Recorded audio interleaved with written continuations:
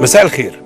الاسبوع اللي فات في عز ما كانت مصر بتحتفل بأمهات مصر، كان في فتاة مصرية من محافظة الدقهلية بتفكر بطريقة مختلفة تماما، ما مشيتش في سكة أغاني عيد الأم ويا رب يخليك يا أمي وهدايا عيد الأم، راحت منطقة تجنيد سندوب علشان تطلب تجنيدها إجباريا اسوة بالذكور. ومش كده وبس، ده طلبت تطبيق التجنيد الإجباري على جميع الفتيات المصريات اللي يوصلوا لسن 18 سنة، ولما طلبها اترفض روحت بيتها؟ لا، قررت تعمل انذار على يد محضر للمشير عبد الفتاح السيسي بصفته وزير الدفاع والانتاج الحربي لتطبيق التجنيد الاجباري على البنات.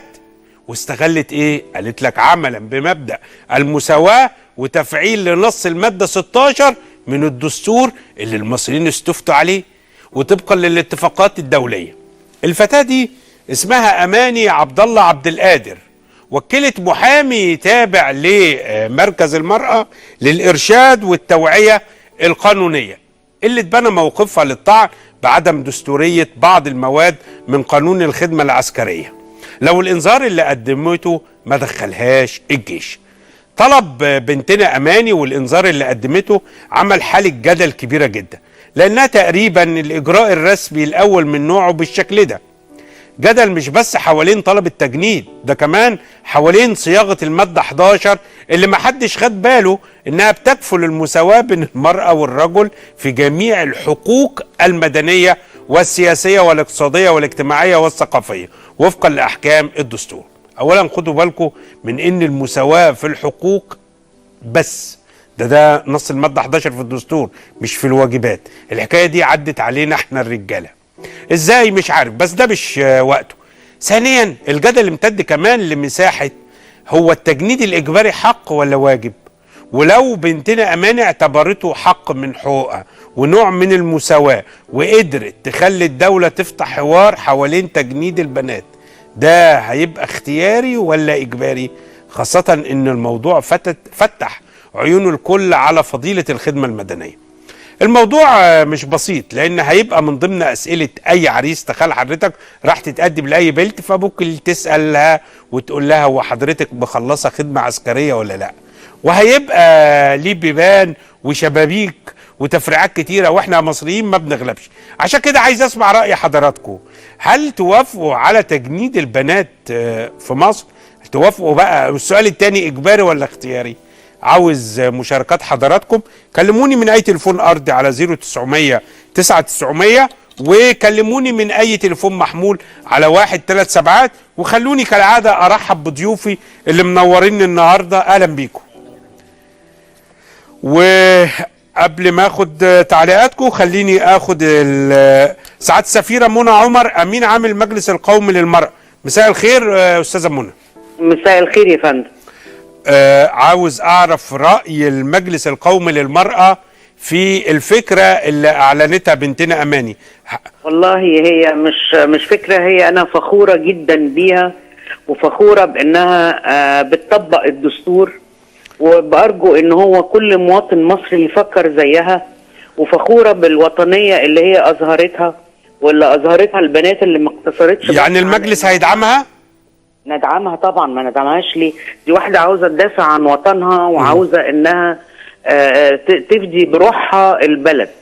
يعني حضرتك كنت بتقول في المقدمة ان هو في عيد الام وكده، ما هي الام هي الوطن، وهي بمناسبة عيد الام فكرت ازاي انها تقدم اكبر خدمة او اكبر حاجة عندها واغلى حاجة عندها لوطنها.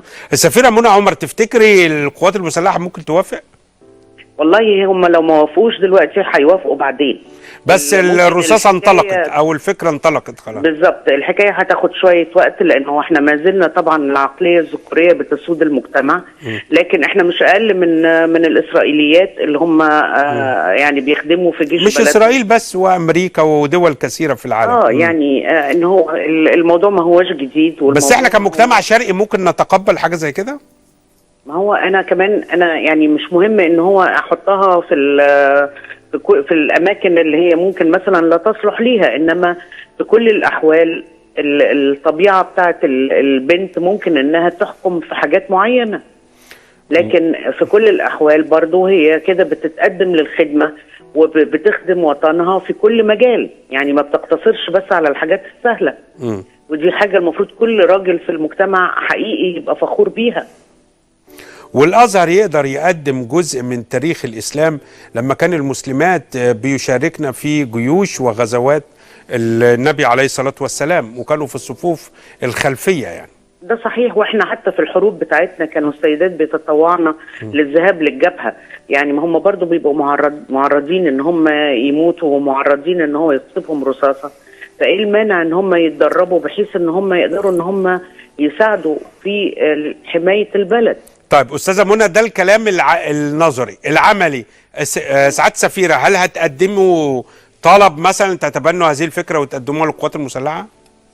لا، احنا لسه ما فيش عندنا اي يعني ما تشاورناش حتى في هذا الموضوع، فلسه مش عارفين هنعمل ايه بالظبط، لكن هي لو ابنتنا لجأت لينا واتكلمت معانا ما تنتظروش، ما ترفعوا عليها سماعه التليفون واطلبوها واعملوا معاها اجتماع. احنا هناخد منكم رقمها لانه الحقيقه مش عندنا، ونحاول ان احنا نتصل بيها ونشوف، لان انا شايفه انها فكره وجيهه وفكره بتعبر عن مدى وعي المراه المصريه، يعني احنا زي ما بقول لحضرتك ما اقتصرتش الحكايه على انها تطلع في مظاهرات، لا بتقدم روحها نفسه فدا للوطن. نعم اتمنى بس يكون في حاجه ايجابيه. وسعاده السفيره منى عمر امين عام المجلس القومي للمراه، بشكر حضرتك. هاخد تعليق من نسرين البدوي، اتفضلي. بسم الله الرحمن الرحيم. لا صوت اعلى، انتوا هتدخلوا جيش بقى يعني.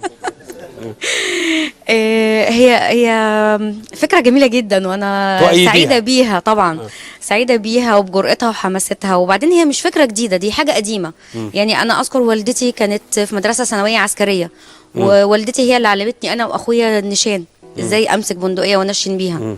فدي حاجه كانت موجوده بالفعل في المجتمع المصري، مش حاجه جديده. لا، هم ما فيش واحده في المجتمع المصري الجيش ما كانش فاتح هي ما كانتش بتدخل الجيش كمتطوعه، بس كانت بتبقى في التمريض يعني. بس طب ما هو فعلا زي ما سعاده السفيره قالت، ما ليه ما احطهاش في الاماكن اللي تناسبها. صباح اخد تعليق.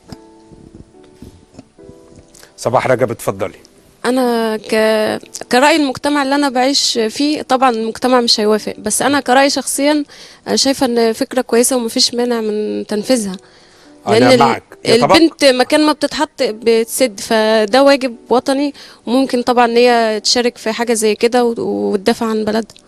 انا مش هقول يبقى التجنيد اختياري ولا اجباري، لان احنا بس الاول لازم نقنع المجتمع والمؤسسه العسكريه بقبول الفكره، ومش شرط يا سيدي اول ما تدخل تجنيد يبقى اجباري، ومش شرط كمان انها تدخل في اسلحه ثقيله، بس ممكن تدخل خدمات معاونه للقوات المسلحه. بس الفكره وجيهه واحيي عليها بنتنا اماني.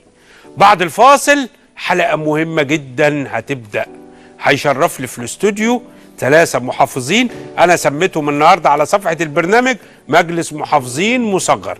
هيشرف لي الساده محافظو الشرقيه والبحيره والفيوم بدون ترتيب، هيشرفوني ونعمل حلقه مثمره لصالح اهالي ال3 محافظات دي، ويا رب نطلع بحاجه مفيده، وان شاء الله هنطلع بحاجه ايجابيه لحضراتكم. انتظروني، وبكره عاوز اهالي محافظه دمياط ينتظروا التحقيق اللي انا صورته هناك عن صناعه الموبيليا ومشاكلها.